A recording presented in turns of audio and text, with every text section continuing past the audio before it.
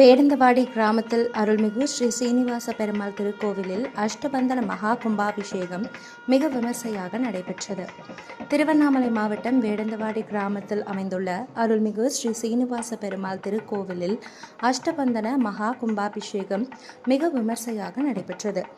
முன்னதாக மங்கள இசை, குரு வந்தனம், கிராம வேத பிரார்த்தனை, கணபதி ஹோமம், கோ பூஜை, லக்ஷ்மி ஹோமம், முதல் யாகசாலை, இரண்டாம் யாகசாலை பூஜை, மகா பூர்ணாஹீதி, சாந்தி ஹோமம், தம்பதி பூஜை, கலசாபிஷேகம் உள்ளிட்டவைகள் சிவாச்சாரியர்கள் வேத மந்திரங்கள் முழங்க யாகம் நடைபெற்றது. அதனைத் தொடர்ந்து கலச புறப்பாடு நடைபெற்று அருள்மிகு ஸ்ரீ சீனிவாச பெருமாள் ஆலய கோபுர உச்சியில் கலச புனித நீர் ஊற்றப்பட்டு மூலஸ்தான கும்பாபிஷேகம் நடைபெற்று புனித நீர் பக்தர்கள் மீது தெளிக்கப்பட்டது. பின்பு தீபாராதனை நடைபெற்றது. இதில் ஏராளமான பொதுமக்கள் கலந்து கொண்டு சாமி தரிசனம் செய்தனர். கலந்து கொண்ட பக்தர்களுக்கு கோவில் நிர்வாகம் சார்பில் அன்னதானமும் வழங்கப்பட்டது.